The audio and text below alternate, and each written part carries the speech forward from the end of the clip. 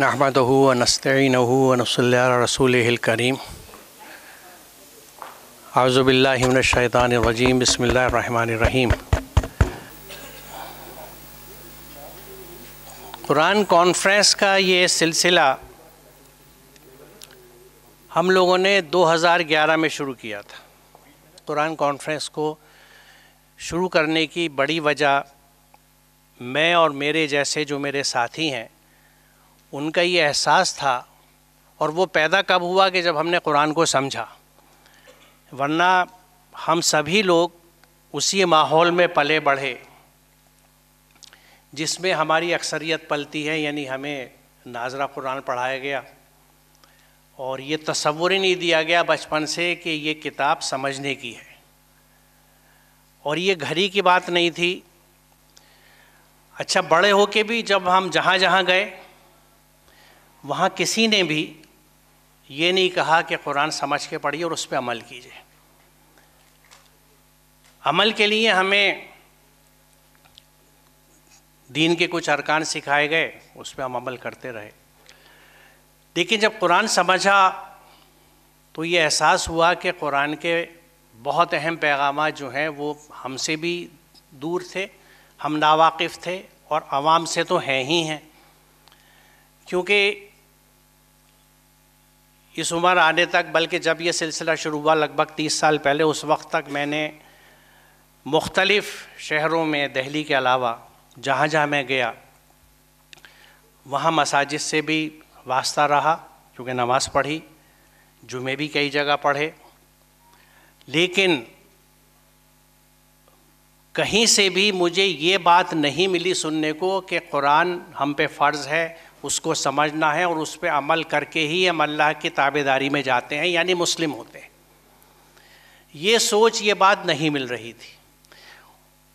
اس کے جو ریفلیکشنز ہیں، اس کے جو اثرات ہیں، ہم اپنی پوری کمیونٹی میں دیکھتے تھے، کیونکہ جتنے ساتھی میرے ساتھ یہاں جڑے ہوئے ان سب کا تعلق دہلی کے ان علاقوں سے ہے جن کو عام طور سے گیٹوز کہا جاتا ہے، کہ جو مسلم گنجان بستی ہیں، چاہے وہ پرانے دہلی کی ہوں، اوکھلا کی ہوں یا جمنا پار کی ہوں، وہاں جو ماحول ہمیں دکھتا ہے، جو لوگ وہاں گئے ہیں، جو رہتے ہیں، انہیں اس چیز کا بخوبی اندازہ ہے۔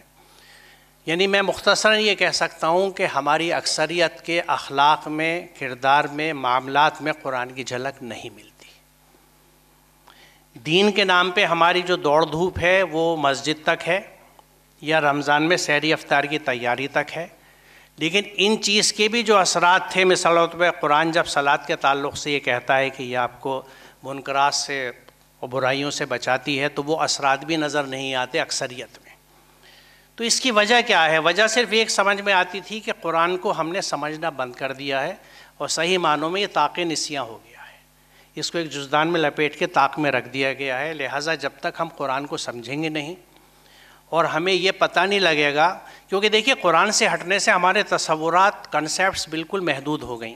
عبادت کا تصور محدود ہو گیا، بندگی کا تصور محدود ہو گیا، علم کا تصور محدود ہو گیا، توازن کا تصور محدود ہو گیا۔ بہت ساری چیزیں ہیں جو ایک نئی فارمیٹ میں ہمارے سامنے ہیں، اور اس کو ہم اسلام سمجھتے ہیں، جبکہ اس کی تصدیق قرآن سے نہیں ہوتی۔ جب قرآن سے نہیں ہوتی تو نیچرلی رسول اللہ کے قول سے اور آپ کی سنت سے بھی نہیں ہو سکتی، کیونکہ آپ کا قول، آپ کی سنتیں، جو کچھ آپ نے کہا، جو کچھ بھی کیا زندگی میں، وہ عین قرآن کے احکامات کے مطابق تھا، جس کی گواہی اور تصدیق خود قرآن بارہا جگہ پہ دیتا ہے۔ آپ سے منسوب یہ بات ہے کہ میں جو وحی کیا جاتا ہے اسی کی اتباع اور عمل کرتا ہوں، اور اگر ایسا نہ کروں تو میں بڑے دن کے عذاب سے ڈرتا ہوں۔ تو رسول جب یہ کہہ رہا ہے تو ہماری کیا ہستی ہے کہ جو احکامات ہمیں دیے گئے اس کی ہم اتباع نہ کریں اور بڑے دن کے عذاب سے نہ ڈریں، کیونکہ ہمیں سمہاؤ صدیوں سے یہ سمجھا دیا گیا ہے کہ آپ کی پنجگانہ نماز اور 30 روزے جو ہیں یہ آپ کو جنت میں لے جائیں گے۔ یہاں میں یہ عرض کر دوں ایک ڈسکلیمر جو میں ہمیشہ کہتا ہوں کہ صلاۃ اور صوم کی اہمیت سے انکار نہیں ہے، کنسرن صرف یہ ہے کہ کیا صرف یہی احکامات ہیں قرآن میں، اور احکامات کہاں چلے گئے جو ہمیں ایک اچھا انسان اور ایک اچھا سوشل بینگ بناتے ہیں۔ ہماری انفرادی اور سماجی حیثیت جو ہے وہ کس طرح سے نکھارتا ہے قرآن، جب تک ہم ان احکامات پہ عمل نہیں کریں گے اس وقت یہ چیز ممکن نہیں ہوگی۔ تو اسی جذبے کے تحت ہم نے یہ قرآن کانفرنس کا سلسلہ شروع کیا، اور اس میں ہر سال ہم کوشش کرتے ہیں کہ ایسے اسپیکرز کو لے کے آئیں جو قرآن کو سمجھتے ہیں، محبت کرتے ہیں اور اس پہ عمل کرتے ہیں۔ تو عرض میں یہ کر رہا تھا ڈاکٹر صاحب سے کہ یہ پورے پروگرام ریکارڈ ہوں گے اور یوٹیوب چینل پہ ڈالے جائیں گے۔ تو اصل اس کی افادیت ان خطابات کی، ان پیغامات کی، جن کا مقصد صرف موٹیویٹ کرنا ہے، کیونکہ دیکھیے ہماری گزاری، یعنی میں اپنے طور سے بات کہہ سکتا ہوں قرآن کا طالب علم ہونے کے ناطے، کہ مجھے قرآن یہ بتاتا ہے کہ میں خود قرآن کی آیات پہ غور و فکر کروں۔ تو کیونکہ سورہ، میں آپ سے یعنی بات بالکل ہوا میں نہیں کر رہا، سورہ صاد آیت نمبر 29، صاد 29 آپ دیکھ لیجیے وہ کیا کہتی ہے کہ ہم نے بابرکت کتاب نازل کی ہے تاکہ لوگ اس کی آیت پر غور و فکر کریں اور عقل مند اس سے سبق لیں۔ اور یہ عقل مند کا ذکر ہے اولی الالباب۔ اولی الالباب کون ہے؟ ترجمہ تو ہم نے عقل مند کر دیا، لیکن فرق کہاں پہ آتا ہے کہ لبن وہ عقل ہوتی ہے جو جذبات کے تابع نہ ہو اور وحی کی ہدایت میں چلے، یعنی وہ عقل، وہ ذہن جو جذبات سے متاثر نہیں ہوتی کہ میرے خاندان کی، میرے دوستوں کی بات ہے تو میں دوسری طرح کروں، اور جن سے میری فکر نہیں ملتی ان کی بات ہے تو میں اس کو دوسری طرح سے کروں۔ یہ جذبات شامل ہو گئے، اس میں انصاف نہیں ہے، عدل نہیں ہے، لہٰذا وحی کا حکم شامل نہیں ہے۔ تو جو عقل جذبات سے متاثر نہ ہو، انڈیپینڈنٹ، پرسٹائن جسے ہم کہہ سکتے ہیں، خالص، اور وحی کے تابع ہو، اللہ کے احکامات کے تحت چلی، کیونکہ اللہ کے احکامات کے تحت نہیں چلتی عقل تو وہ کیا گل کھلاتی ہے ہم چاروں طرف دیکھ رہے ہیں۔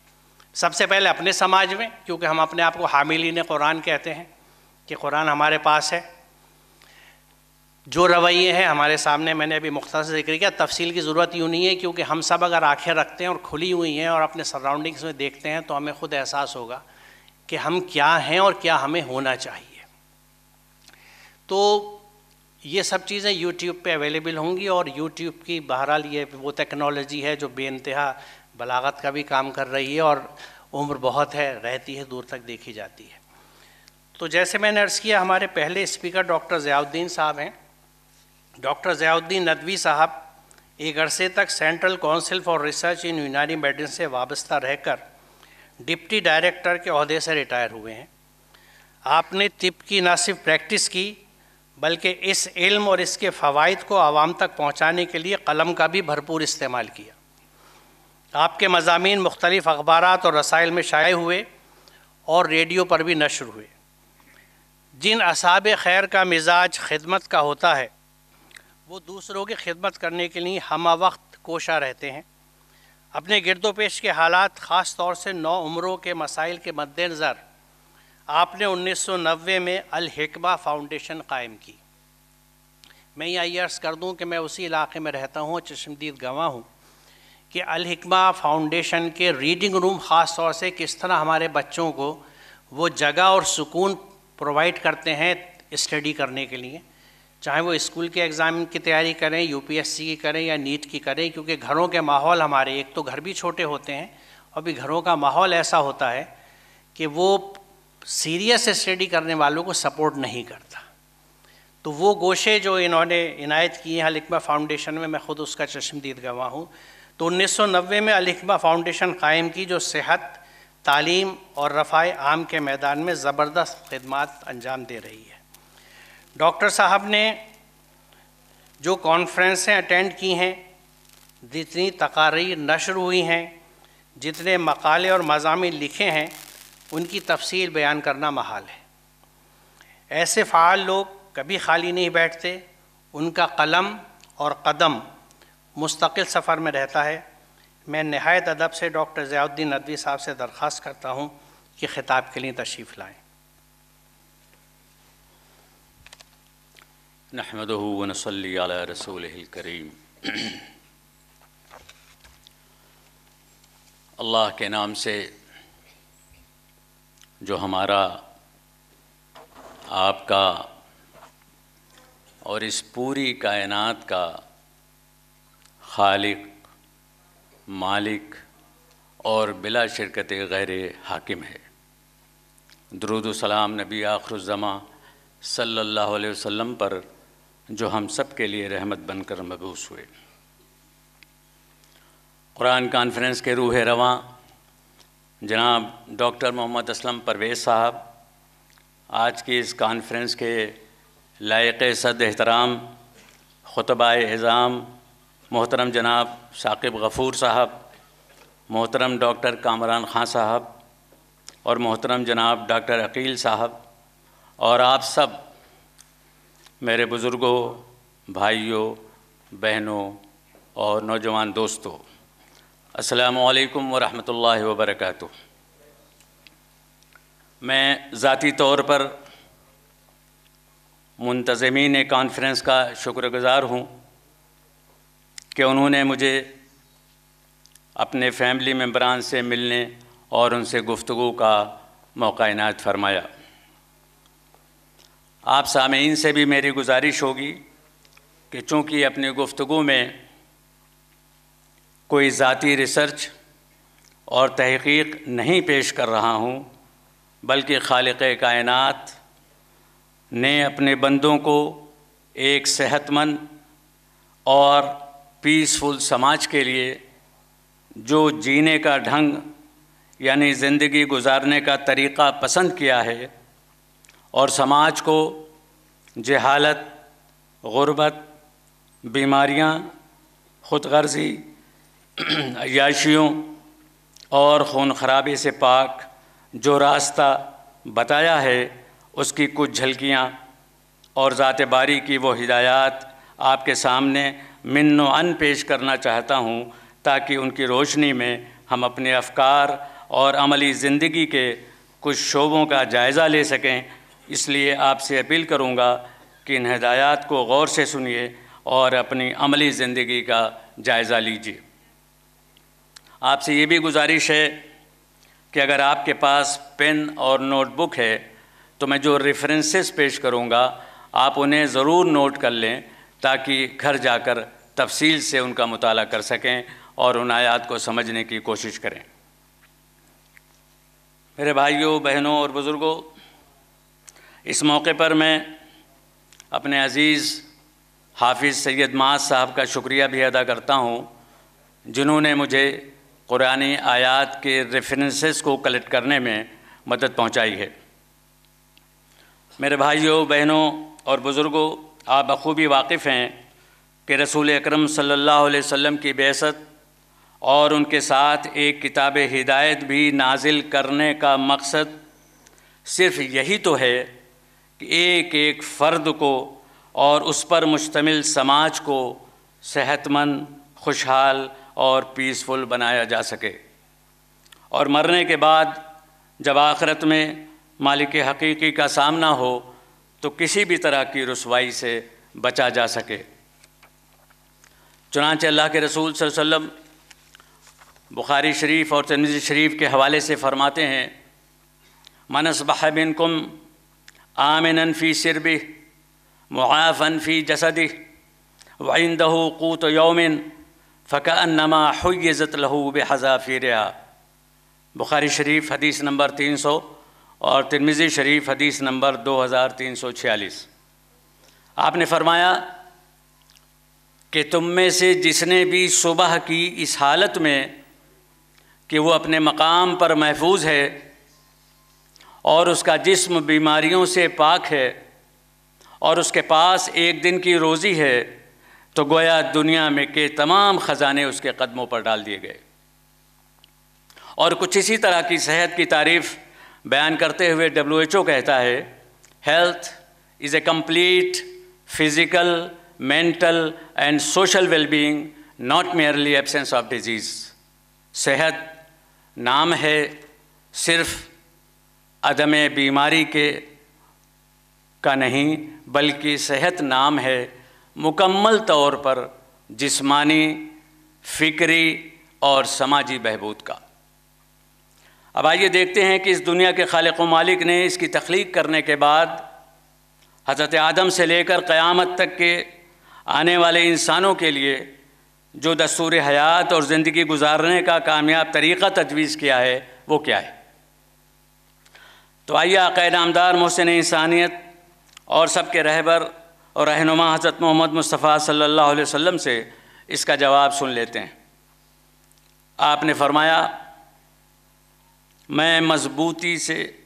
میں تمہارے درمیان دو چیزیں چھوڑے جا رہا ہوں، کتاب اللہ و سنتی، اللہ کی کتاب یعنی قرآن پاک اور میرا طریقہ۔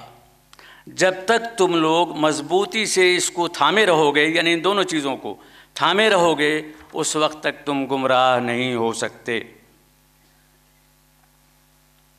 اس حدیث کو امام مالک نے حضرت ابو ہریرہ سے روایت کیا ہے، یعنی اگر یہ دو چیزیں اور ان دونوں کی رہنمائی کو ہم اپنے ساتھ لازم و ملزوم کر لیں گے تو ہم نہ کبھی زندگی گزارنے کا غلط طریقہ منتخب کریں گے، نہ ہی ہمارا شمار جاہلوں اور ناواقف کاروں میں ہوگا، اور نہ ہی ہم بیماریوں کا شکار ہوں گے، اور نہ ہی بد اخلاقی اور بد کرداری ہمارا شیوا ہوگی، اور نہ ہی ہم سے بے روزگاری کا ہم شکار ہوں گے، بلکہ صحت مند، خوشحال، روحانی، جسمانی اور فکری ہر اعتبار سے ہم پرسکون ہوں گے۔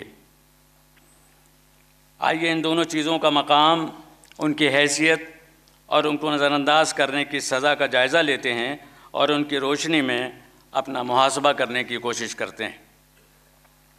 دیکھیے قرآن اپنے تعارف میں کیا کہتا ہے، شہر رمضان الذی انزل فیہ القرآن ھدی للناس وبینات من الھدی والفرقان۔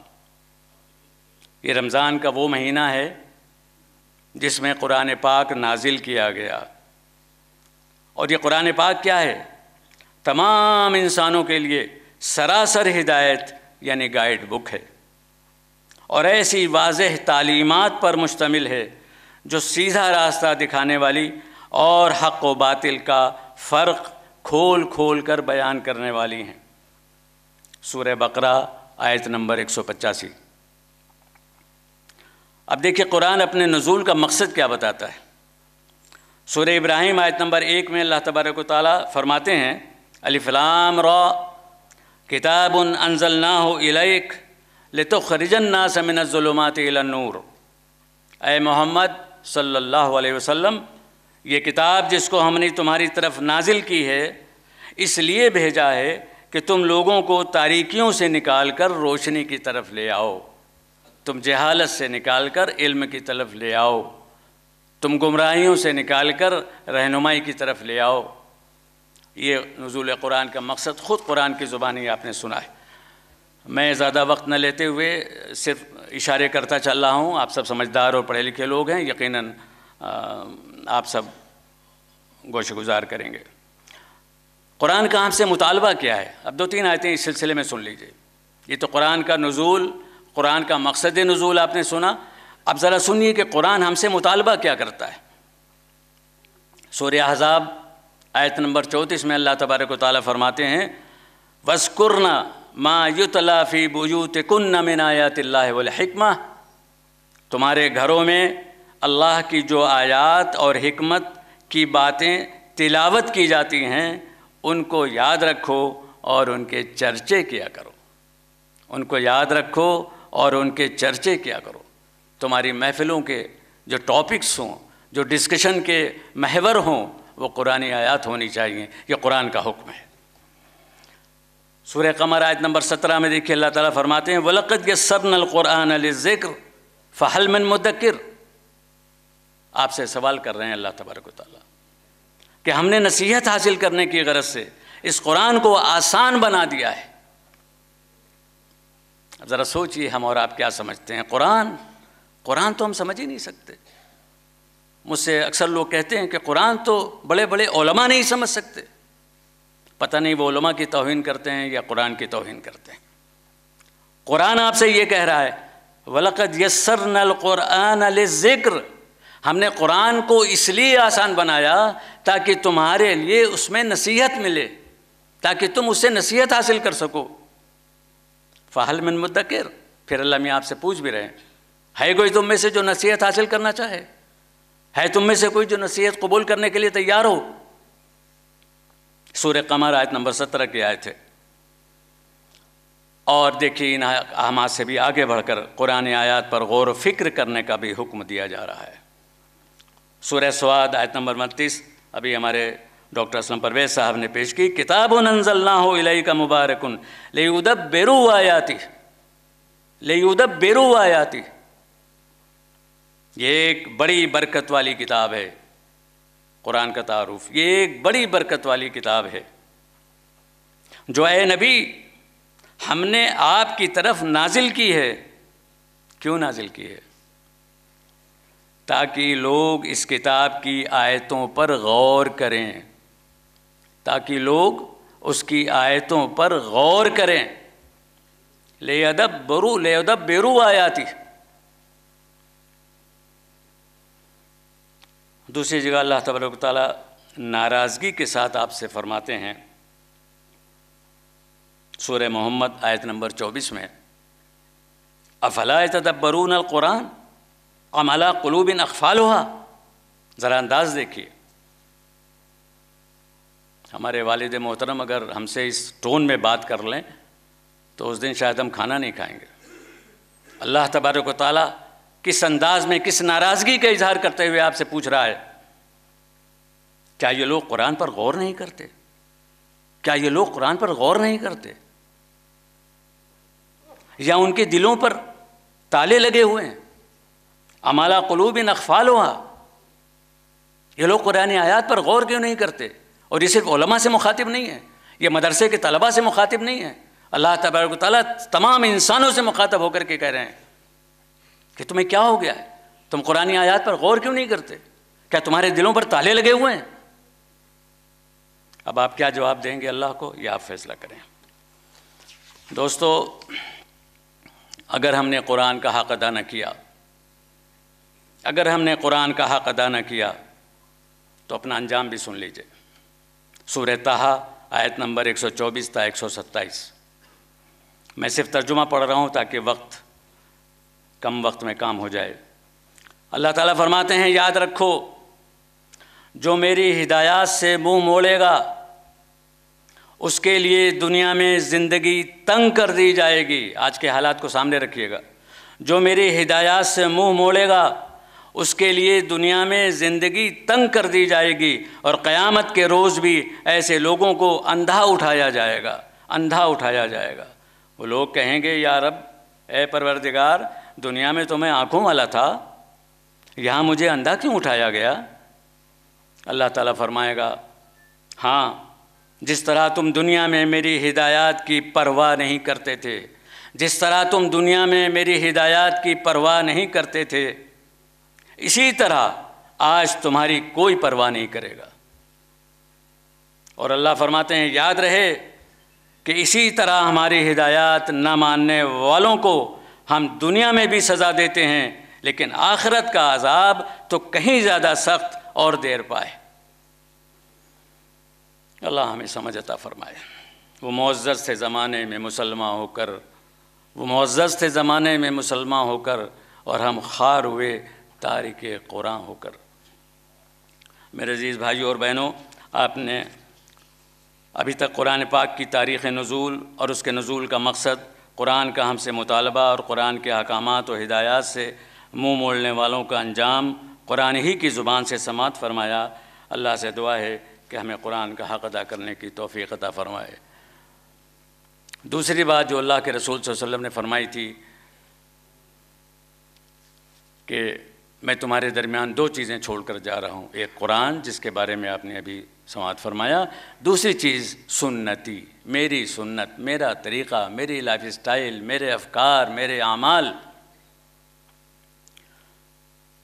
آئیے اس سلسلے میں دو چیزیں، پہلے تو مقام رسول کو سمجھ لیجئے کہ رسول اکرم صلی اللہ علیہ وسلم جن کی امت میں ہم ہیں وہ ہیں کون، کیا ہے ان کی شخصیت، کیا ہے پیغمبر پر ان کی فوقیت، ان کے بارے میں ذرا غور فرمائیں۔ اللہ تبارک و تعالیٰ سورہ سبا آیت نمبر 28 میں فرماتا ہے، وَمَا أَرْسَلْنَاكَ إِلَّا كَافَّةً لِلنَّاسِ بَشِيرًا وَنَذِيرًا۔ اے نبی، ہم نے آپ کو تمام انسانوں کے لیے بشیر و نذیر بنا کر بھیجا ہے، یعنی آپ کسی قوم کے لیے مخصوص نہیں ہیں، ہم کیا سمجھتے ہیں کہ رسول اکرم صلی اللہ علیہ وسلم تو عرب میں مبعوث ہوئے تھے، تو یقیناً عرب ہی ان کے مخاطب تھے اور عرب ہی کے لیے وہ نبی بنا کر کے بھیجے گئے تھے۔ اس غلط فہمی کا ازالہ اس سورہ سبا کی آیت سے ہوتا ہے کہ تمام انسانوں کے لیے اللہ کے رسول صلی اللہ علیہ وسلم کو نبی اور رہبر اور رہنما بنا کر کے بھیجا گیا ہے۔ دوسری خصوصیت آپ کی یہ ہے کہ آپ کی نبوت اور گائیڈنس کسی زمانے کے لیے خاص نہیں ہے، صرف ایک مخصوص زمانے کے لیے آپ کی نبوت نہیں تھی، بلکہ قیامت تک آنے والے تمام انسانوں کے لیے اور تمام زمانوں کے لیے اور تمام مقامات کے لیے آپ کی نبوت اور گائیڈنس اسی طرح برقرار ہے جیسے اس وقت اولین وقت میں تھی۔ اللہ تبارک و تعالیٰ سورہ احزاب آیت نمبر 40 میں فرماتے ہیں، محمد صلی اللہ علیہ وسلم تم میں سے کسی کے باپ نہیں ہیں، بلکہ آپ تو اللہ کے رسول ہیں اور خاتم النبیین ہیں۔ خاتم النبیین، نبوت پر مہر لگانے والے، نبوت کے سلسلے کو ختم کرنے والے ہیں، یعنی آخری نبی ہیں، یعنی قیامت تک جتنے بھی انسان آئیں گے ان سب کے لیے آپ کی نبوت اور گائیڈنس ہی کار فرما ہوگی۔ اور تیسری خصوصیت یہ ہے اللہ کے رسول صلی اللہ علیہ وسلم کی کہ آپ نے زندگی گزارنے کے جو اصول اور رہنما خطوط فراہم کیے، ان ہدایات میں زندگی کے تمام ہی مسائل کا حل موجود ہے، زندگی کے تمام ہی مسائل کا حل موجود ہے۔ الیوم اکملت لکم دینکم واتممت علیکم نعمتی ورضیت لکم الاسلام دینا۔ سورہ مائدہ آیت نمبر 3۔ آج میں نے تمہارے دین کو مکمل کر دیا اور تم پر اپنا انعام خاص تمام کر دیا اور تمہارے لیے دین اسلام فائنل کر دیا اور اپنی رضامندی سینکشن کر دی۔ سورہ مائدہ آیت نمبر 3۔ دوستو اور بزرگوں، یہ تو رسول اکرم صلی اللہ علیہ وسلم کا مقام تھا جن کے بارے میں میں نے کچھ چیزیں آپ کے سامنے پیش کی ہیں۔ میرے سامنے ہر وقت اپنے احباب کا وقت کہیں کل نہ ہو، اس لیے اس کا خیال میرے ہر وقت ذہن میں ہے۔ آئیے ذرا غور کریں کہ رسول اکرم صلی اللہ علیہ وسلم سے ہمارا اور آپ کا رشتہ کیا ہے اور نسبت کیا ہے۔ تو آئیے سلسلے میں سورہ حشر کی آیت نمبر 7 کا مطالعہ کریں۔ آپ نے فرمایا، اللہ تبارک و تعالیٰ نے فرمایا، وَمَا أَتَاكُمُ الرَّسُولُ فَخُذُوهُ وَمَا نَهَاكُمْ عَنْهُ فَانْتَهُوا۔ اے لوگو، جو کچھ بھی تمہیں تمہارے رسول دے دیں، ان کے فرامین، ان کے حکامات، ان کے قضایا، ان کے فیصلے، ان سب کو مضبوطی سے تھام لو، ان کو اختیار کرو، اور جن چیزوں سے وہ روک دیں ان چیزوں سے باز آ جاؤ۔ جن چیزوں کا وہ حکم دیں، جن چیزوں کو وہ کر کے بتائیں، اور جو چیزیں تم نے ان میں کرتے ہوئے دیکھا ہو وہ سب کرو جس کو حدیث کہتے ہیں، لیکن ان تمام چیزوں سے بچ جاؤ جن کو اللہ کے رسول صلی اللہ علیہ وسلم نے منع فرمایا۔ اور آل عمران کی 132 نمبر کی آیت دیکھیے، اللہ تعالیٰ فرماتے ہیں، وَأَطِيعُوا اللَّهَ وَالرَّسُولَ لَعَلَّكُمْ تُرْحَمُونَ۔ میرے دوستو، بزرگوں، بھائیوں، نوجوان دوستو، آپ ذرا بتائیے ہم لوگ دعا کیا مانگتے ہیں؟ اللہ ہم بڑے گنہگار ہیں، سیاہ کار ہیں، خطا کار ہیں، اللہ ہم کو معاف فرما دیجئے، اللہ ہم پر رحم و کرم کی بارش فرما دیجئے۔ یہی تو دعائیں ہوتی ہیں ہماری، لیکن ہم شرط بھول جاتے ہیں۔ اللہ تعالیٰ نے رحم و کرم کی بارش کے لیے شرط کیا رکھی ہے؟ وہ اس آیت میں فرمایا، وَأَطِيعُوا اللَّهَ وَالرَّسُولَ، اللہ اور اس کے رسول کی اطاعت کرو، فرما برداری کرو، سرنڈر کر دو۔ کیوں کر دو؟ لَعَلَّكُمْ تُرْحَمُونَ، تاکہ تم پر رحم کیا جائے، تم پر کرم کیا جائے، تم کو آسمانی آفتوں سے محفوظ کیا جائے، تم کو اس زمین کی آفتوں اور پریشانیوں سے محفوظ رکھا جائے۔ اس کے لیے ضروری ہے کہ اتباع کرو، پیروی کرو اللہ کی اور اس کے رسول کی۔ دوستو، آئیے ایک دو حدیثیں بھی سن لیجئے، میں جلدی کوشش کر رہا ہوں۔ لا یؤمن احدکم حتی اکون احب الیہ من والدہ وولدہ والناس اجمعین۔ یہ بخاری شریف کی حدیث ہے۔ اللہ کے رسول صلی اللہ علیہ وسلم فرماتے ہیں، تم میں سے کوئی شخص جو یہاں ہیں اور جو نہیں ہیں. مومن نہیں ہو سکتا وہ چاہے کسی گھر میں پیدا ہو. لا یؤمن احدکم، تم میں سے کوئی شخص مسلمان نہیں ہو سکتا، مومن نہیں ہو سکتا اس وقت تک جب تک میں اس کو زیادہ محبوب نہ ہو جاؤں. کس سے؟ اس کے اولاد سے، اس کے والدین سے، اور دنیا کے تمام لوگوں سے. یہ اللہ کے رسول خود فرما رہے ہیں سورہ بخاری شریف میں. اور ایک دوسری حدیث اسی مفہوم کی ذرا دیکھیے. لا یؤمن احدکم حتی یکون ہواہ تبعا لما جئت بہ، تم میں سے کوئی شخص اس وقت تک مومن نہیں ہو سکتا جب تک اس کی خواہشات، اس کی ڈیزائر، اس کی پلاننگ، اس کے افکار، وہ سب کچھ اس پیغام کے تابع نہ ہو جائیں جو میں لے کر کے آیا ہوں. یہ عبداللہ بن عمر کی روایت ہے، جامع العلوم اور حکم میں اس کا ذکر ہے. دوستو، اور ذرا ایک اور نسبت دیکھ لیجئے رسول اکرم صلی اللہ علیہ وسلم کی. سورہ نساء آیت نمبر 65 میں اللہ تعالیٰ فرماتے ہیں کہ قسم ہے تیرے پروردگار کی اے محمد صلی اللہ علیہ وسلم، یہ لوگ اس وقت تک مومن نہیں ہو سکتے. ذرا لینگویج دیکھیے گا. یہ اللہ تعالیٰ کا فیصلہ ہے، ان کا فتویٰ ہے، یہ کسی مولوی صاحب کا فتویٰ نہیں ہے. قسم ہے تیرے پروردگار کی اے محمد صلی اللہ علیہ وسلم، یہ لوگ اس وقت تک مومن نہیں ہو سکتے جب تک اپنے تمام معاملات میں آپ کو قاضی اور حکم نہ بنا لیں. لینگویج پہ غور کیجیے گا. پھر جو فیصلے آپ فرما دیں اے محمد صلی اللہ علیہ وسلم، ان کے بارے میں یہ لوگ اپنے دل میں کسی بھی طرح کی تنگی اور ناخوشگواری نہ محسوس کریں، بلکہ فرما برداری کے ساتھ قبول کر لیں اور سر تسلیم خم کر دیں. یہ سر تسلیم خم بہت ہمارے یہاں استعمال ہوتا ہے.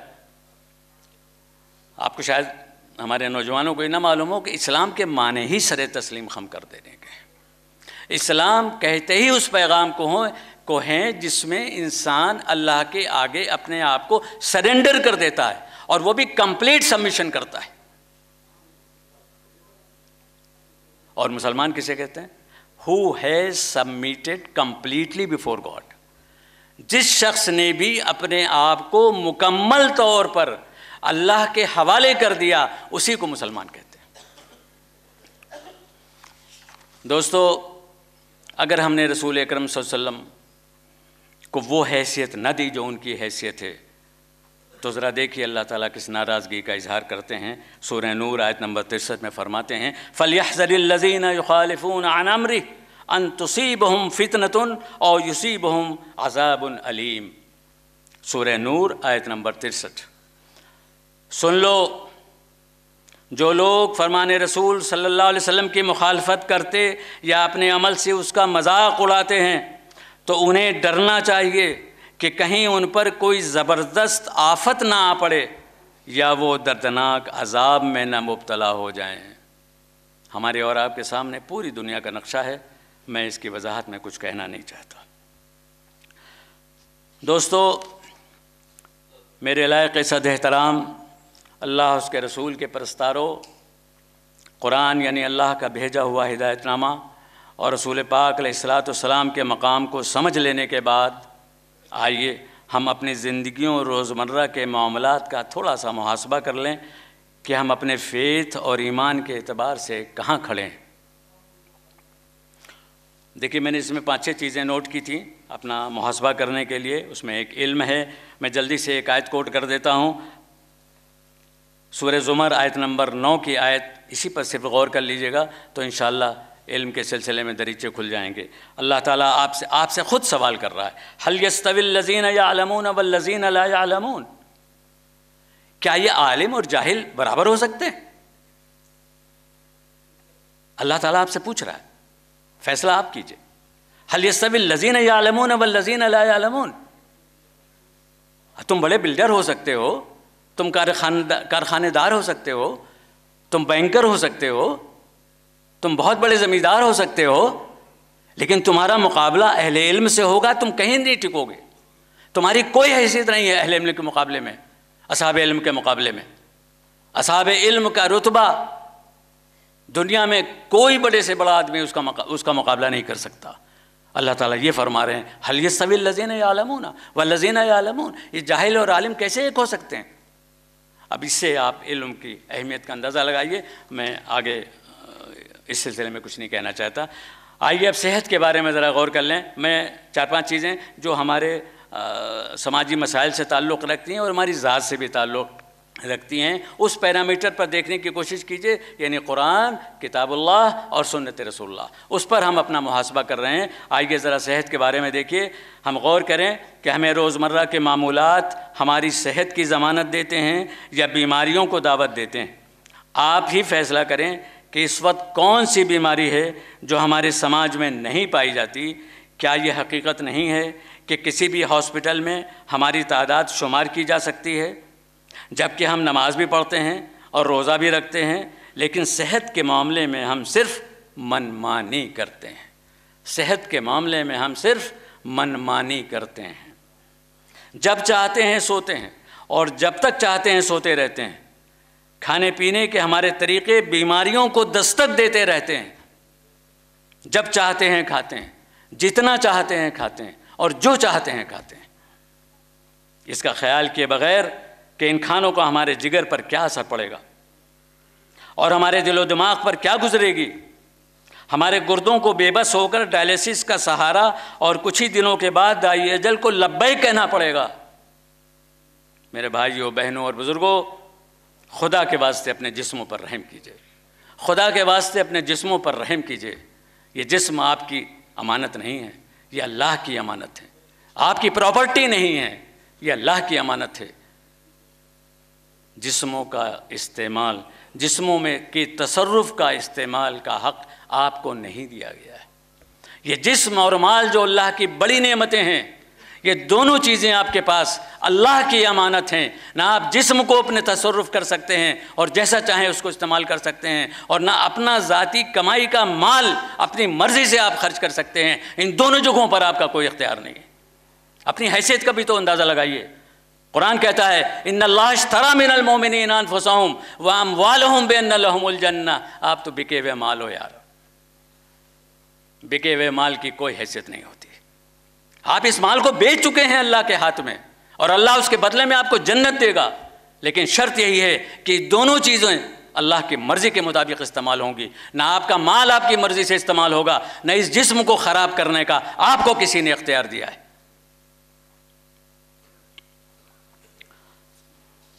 دوستو،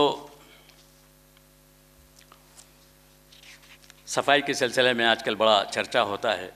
دیکھیے سورہ مدثر کی آیت میں 4 اور 5 نمبر کی آیت کتنی جامع قسم کی بات کہہ دی گئی ہے. وَثِيَابَكَ فَطَهِّرْ وَالرُّجْزَ فَاهْجُرْ. اپنے کپڑوں کو صاف رکھو. اے مسلمانوں، اپنے کپڑوں کو صاف رکھا کرو، پاک رکھا کرو. وَالرُّجْزَ فَاهْجُرْ، یہ عربی کا لفظ ہے رجز. اس کے معنی ہر قسم کی، کسی بھی قسم کی برائی اور کسی بھی قسم کی گندگی سے دور رہو.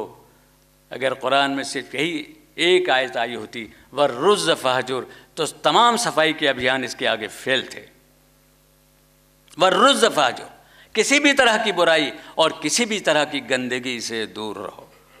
یہ سورہ مدثر آیت نمبر 4 اور 5 ہے. اور اگر ہم نے ایسا نہ کیا، اپنی صحت کا خیال نہیں کیا، صفائی ستھرائی کا خیال نہیں کیا، تو سورہ تکاثر کی آیت نمبر 8 بھی سن لیجئے. ثُمَّ لَتُسْأَلُنَّ يَوْمَئِذٍ عَنِ النَّعِيمِ، پھر تم سے میدان حشر میں اپنی نعمتوں کے بارے میں اللہ تبارک و تعالیٰ سوال کریں گے، پوچھیں گے. مفسرین نے لکھا ہے کہ نعیم سے مراد وہ بڑی بڑی تمام نعمتیں ہیں، لیکن خاص طور سے اس سے مراد صحت ہے، مال ہے اور تمہاری اولاد ہے. اگر ان تینوں چیزوں کا استعمال آپ نے، اور ان تیجوں یعنی اولاد کی تربیت بھی اگر آپ نے خدا کی مرضی کے مطابق نہیں کی، تو آپ کو اس کا جواب دینا پڑے گا. اب ایک آیت والدین کے تعلق سے، نوجوان بھی ہیں والدین بھی ہیں، سن لیجئے.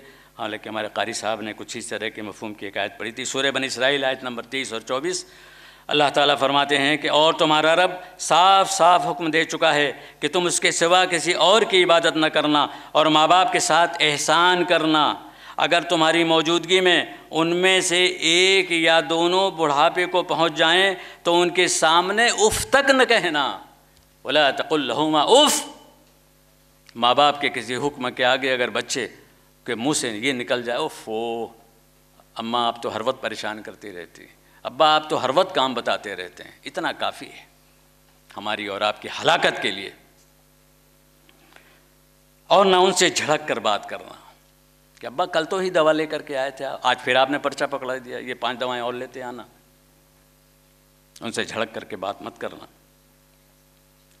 عاجزی اور محبت کے ساتھ ان کے سامنے اپنے بازوؤں کو جھکا کے رکھنا اور دعا کرتے رہنا کہ اے میرے پروردگار میرے والدین پر ایسا ہی رحم فرما جیسا ان دونوں نے بچپن میں میرے ساتھ میری پرورش میں کیا تھا۔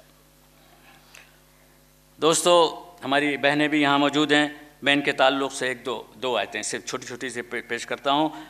عام طور پہ ہمارے شادی شدہ نوجوان اپنی بیویوں کے ساتھ جو سلوک کرتے ہیں اس پر بھی انہیں نظر ثانی کرنا چاہیے۔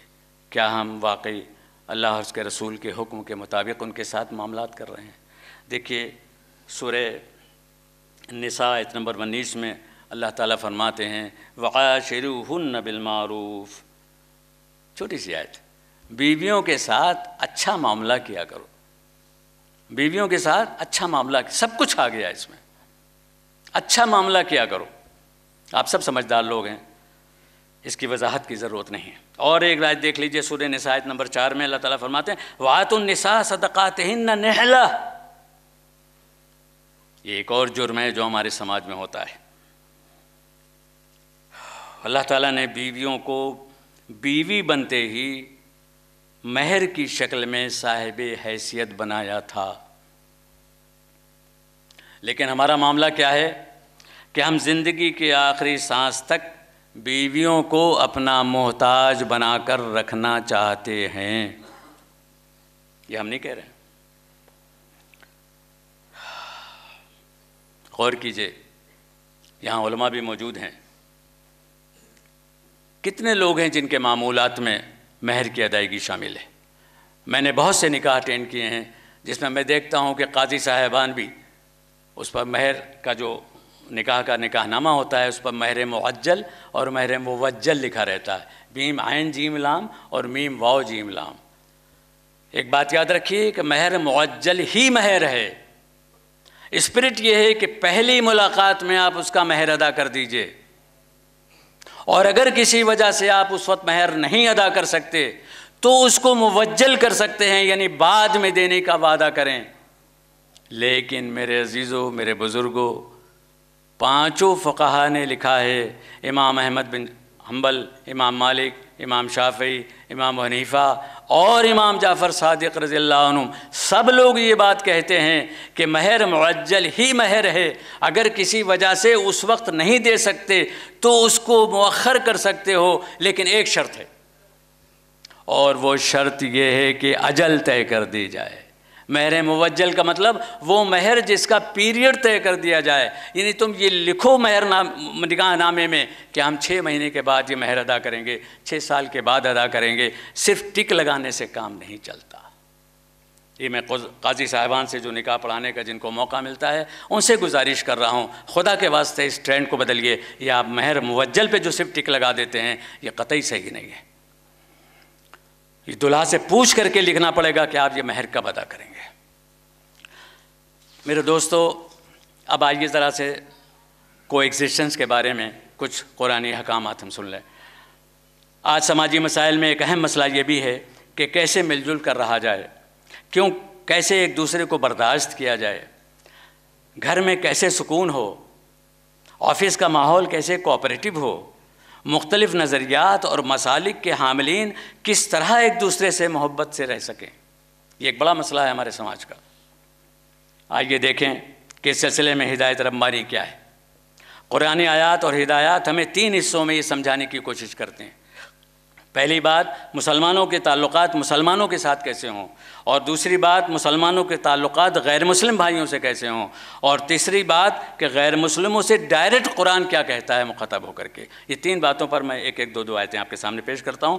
دیکھیے، مسلمانوں کے تعلقات مسلمانوں سے کیسے ہونے چاہیے۔ سورہ نحل آیت نمبر 90 میں اللہ تعالیٰ فرماتے ہیں کہ اللہ تعالیٰ عدل و انصاف کا، بھلائی کا اور قرابت داروں کو ان کا حق دینے کا حکم دیتا ہے آرڈر۔ اس کے علاوہ بے حیائی کے کاموں، ناشائستہ حرکتوں اور ظلم و زیادتی کرنے سے روکتا ہے۔ یہ نصیحتیں وہ تم کو اس لیے کرتا ہے تاکہ تم سبق حاصل کر سکو۔ میرے دوستو، آئیے دیکھیں مسلمانوں کو غیر مسلموں کے تعلق سے کیا ہدایت دی گئی ہے۔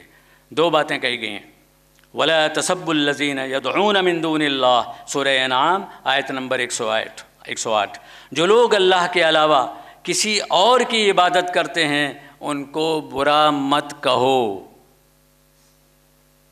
جو لوگ اللہ کے علاوہ کسی دوسرے کی عبادت کرتے ہیں ان کو برا مت کہو۔ میں نہیں کہہ رہا ہوں، قرآن کہہ رہا ہے، سورہ انعام آیت نمبر 108۔ اور دوسری جگہ فرمایا گیا کہ مخالفین کی طرف سے خواہ کتنی ہی گالی گلوچ یعنی تان و تشنی کی جا رہی ہو، اس کا جواب اسی لہجے میں نہ دیا جائے، بلکہ مسلمانوں کی طرف سے دیا جانے والا جواب شائستہ اور مہذب ہو، اور حسن اخلاق سے ان کا دل جیتنے کی کوشش کی جائے۔ چنانچہ سورہ فصلت میں فرمایا گیا آیت نمبر 34 اور 35، نیکی اور برائی ایک جیسی نہیں ہو سکتی، تم برائی کا جواب اس طریقے سے دیا کرو جو بہتر ہو، نتیجتاً تم دیکھو گے کہ تمہارے اور جن لوگوں کے درمیان دشمنی ہے وہ کیسے دوستی میں بدل جاتی ہے۔ یہ ادب ہے جو ہم کو قرآن سکھا رہا ہے کہ غیر مسلموں کے ساتھ ہمارے روابط کیسے ہونے چاہیے۔ اب دیکھیے غیر مسلموں سے قرآن تخاطب کر کے دو باتیں کہتا ہے، لا اکراہ فی الدین، سورہ بقرہ آیت نمبر 256۔ دین اسلام میں کوئی زبردستی نہیں ہے، کوئی لالچ کی بات نہیں ہے، کوئی پاور کا ڈر نہیں ہے، کوئی تلوار کا زور نہیں ہے، کسی قسم کی نہ کوئی لالچ ہے، نہ کوئی سختی ہے، نہ کوئی مجبوری ہے۔ دین اسلام میں کوئی زبردستی نہیں ہے۔ اب جو باتیں بھی تاریخ میں کہی گئی ہیں کہ اسلام تلوار سے پھیلا، اسلام طاقت سے پھیلا، یہ سب آپ لوگ غور کر لیجئے کہ وہ کن سازشوں کا حصہ ہیں۔ ہاں، اگر کوئی تقابلی ادیان کا مطالعہ کرنا چاہتا ہے اور اپنی عقل و شعور اور اپنے علم کو استعمال کر کے دین اسلام کو سمجھنا چاہتا ہے، اور کل اس کی سمجھ میں یہ بات آتی ہے اور عقل اس کی تائید کر دیتی ہے کہ یہی سچا راستہ ہے، تو یقیناً اسے قبول کرنے میں بھی کوئی حرج نہیں ہے اور کوئی اعتراض نہیں ہے۔ دوسری بات جو غیر مسلموں سے قرآن کہتا ہے، لکم دینکم ولی دین، کوئی زبردستی نہیں، کوئی لالچ کی بات نہیں، تمہیں تمہارا دین مبارک، ہمیں ہمارا دین مبارک، تم اپنے دین میں خوش رہو، ہم اپنے دین میں خوش ہیں، نہ تم ہم سے نفرت کرو نہ ہم تم سے نفرت کریں، تم بھی پیار سے رہو، ہمیں بھی پیار سے رہنے دو۔ یہ دو باتیں اللہ تعالیٰ غیر مسلموں سے مخاطب کر کے کہتے ہیں۔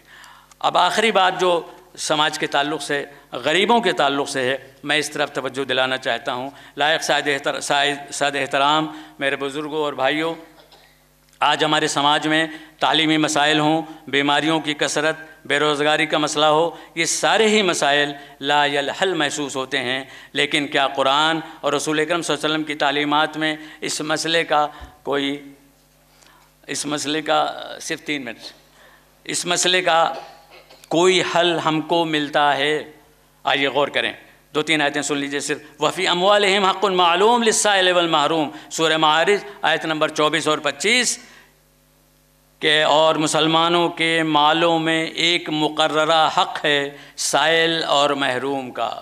غور سے سنیے گا، مفسرین نے لکھا ہے کہ زکوٰۃ کی ادائیگی کے بعد ہمارے پاس جو مال بچتا ہے اس مال میں بھی حق ہے کس کا؟ سائل کا اور محروم کا، وہ جو ضرورت مند ہے اور جو ہاتھ پھیلا کر آپ کے سامنے اپنی مجبوری کا اظہار کر رہا ہے، ان دونوں کا حق ہے۔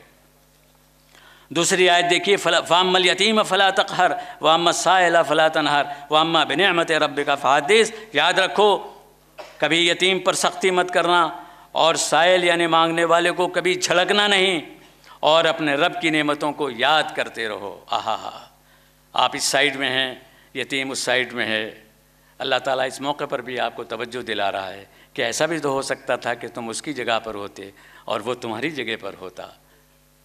اس اللہ کی نعمت کو ہمیشہ یاد رکھنا۔ اگر اس نے تم کو دینے والا بنایا ہے، تمہارا ہاتھ علیا رکھا ہے، اوپر رکھا ہے، تو یہ اللہ کا کرم، اس کا احسان ہے، اس کو کبھی مت بھولنا۔ اور جب بھی یتیم اور فقیر کوئی سامنے نظر آئے تو اس کو یاد، کبھی جھڑکنا نہیں، کبھی اس کو ڈانٹنا نہیں، بلکہ اللہ کا شکر ادا کرنا کہ اس نے اپنی ضرورت کے لیے آپ کے سامنے دست پھیلا دیا ہے، ہاتھ پھیلا دیے ہے۔ یہ اللہ کا بڑا احسان ہے کہ اس نے آپ کو اس کے لیے منتخب کیا۔ اللہ کو یاد کرتے رہو اور اس کا شکر ادا کرتے رہو۔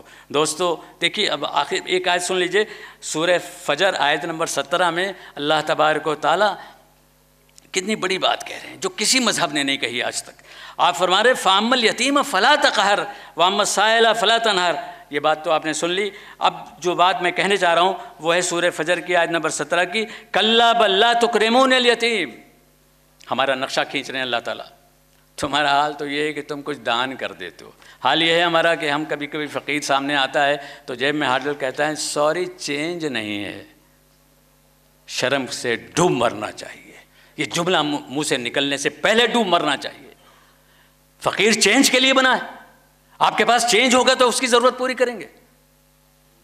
یہ کون سی مینٹلٹی ہے؟ اللہ تعالیٰ کیا فرماتے ہیں، کَلَّا بَل لَا تُكْرِمُونَ الْيَتِيمَ۔ تمہارا حال تو یہ ہے کہ تم یتیموں کو صرف یہی نہیں کہ دان ٹھیک سے نہیں دیتے، بلکہ ان کا اعزاز و اکرام بھی نہیں کرتے، ان کا سمان نہیں کرتے، ان کو عزت نہیں دیتے۔ بَل لَا تُكْرِمُونَ الْيَتِيمَ، ہمیشہ یاد رکھیے، بَل لَا تُكْرِمُونَ الْيَتِيمَ، تم ان کو سمان نہیں دیتے، تم ان کو برابر کا حصہ نہیں دیتے، تم ان کو عزت اور احترام سے نہیں دیکھتے۔ بس میرے دوستو، آج یہ ان آیات کی روشنی میں اپنا محاسبہ کریں کہ ان آیات میں ہمارا جو نقشہ کھینچا گیا ہے اور یہ حقیقت بیان کرنے والا بھی ہمہ شمہ نہیں بلکہ اس کائنات و بنین و انسان کا خالق و مالک ہے۔ میں اس موقع پر اپنے صاحب ثروت اور باحیثیت لوگوں سے اپیل کرنا چاہوں گا کہ آئندہ 10 سالوں کے لیے اپنے فخر کے معیار کو تبدیل کیجیے، اپنے پراؤڈ کے معیار کو، اس کے پیرامیٹرز کو تبدیل کیجیے، پراؤڈ پیرامیٹرز کو چینج کیجیے۔ فخر اس بات پر مت کیجیے کہ آپ کے پاس گاڑیاں کتنی ہیں، فخر اس بات پر مت کیجیے کہ آپ کے پاس بینک بیلنس کتنا ہے، فخر اس بات پر مت کیجیے کہ آپ کو اور آپ کے بیٹوں کو جہیز کتنا ملا ہے، بلکہ اس کے بجائے فخر اس بات پر اور مقابلہ اس بات کا کیجیے کہ آپ نے امسال کتنے بچوں کو تعلیمی وظائف دیے، فخر اس بات پر کیجیے کہ آپ نے کتنے نادار بچوں کو سہارا دے کر ان کو تعلیمی منزل تک پہنچانے میں مدد کی ہے، فخر اس بات پر کیجیے کہ سال رواں میں کتنے خاندانوں کے معاشی مسائل حل کیے ہیں، ان کے روزگار کا انتظام کیا ہے، فخر اس بات پر کیجیے کہ کرنٹ ایئر میں کتنے مریضوں کا علاج آپ کے ذریعے سے ہو سکا ہے اور ان کو صحت کی بحالی میں مدد مل سکی ہے۔ یاد رکھیے، میرے اس جملے کو غور سے سنیے گا، یاد رکھیے زندہ قومیں اپنے ہوش و حواس کے ساتھ زندہ رہتی ہیں، زندہ قومیں اپنے ہوش و حواس کے ساتھ زندہ رہتی ہیں۔ جو قوم اپنے ہوش و حواس کھو بیٹھتی ہے دنیا اس کو اپنی ٹھوکروں میں رکھتی ہے۔ اس سلسلے میں دوسری گزارش میرے مڈل کلاس کے لوگوں سے ہے کہ آپ بھی 10 سال کے لیے اپنی ترجیحات طے کیجیے اور ان دولت مندوں کے نقش قدم پر خدا کے لیے مت چلیے، صرف اور صرف اپنے محسن اور حبیب خدا صلی اللہ علیہ وسلم کے نقش قدم پر چلنے کی ہمت کیجیے۔ تعلیم، صحت، خوش اخلاقی اور روزگار کو اپنی ترجیحات میں شامل کیجیے۔ اس کے لیے کچھ قربانی ضرور دینی پڑے گی، مثلا شادیوں کو آسان کرنا پڑے گا، کم خرچ بنانا پڑے گا، رسول اکرم صلی اللہ علیہ وسلم کے نقش قدم پر ہی شادیاں بھی ہم کو ارینج کرنی پڑیں گی۔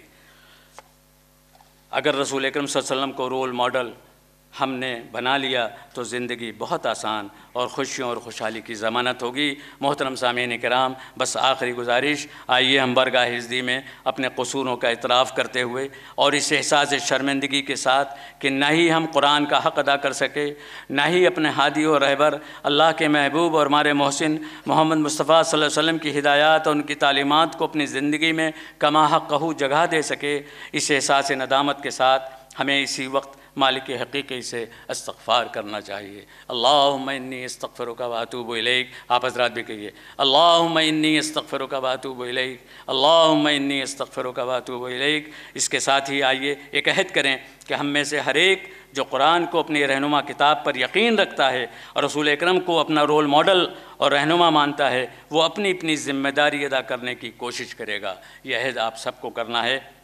اپنے مالک حقیقی سے، اپنے پیارے رسول سے، اپنے والدین سے، اپنی اولاد سے، اپنے اساتذہ سے، اپنے طلباء سے، اپنے پڑوسی سے، اپنے غیر مسلم بھائیوں اور بہنوں سے، اپنے سماج سے اور اپنے عزیز ترین ملک کے تعلق سے ہماری جو بھی ذمہ داری عائد ہوتی ہے ان کو ادا کرنے کی ہم ہر ممکن کوشش کریں گے۔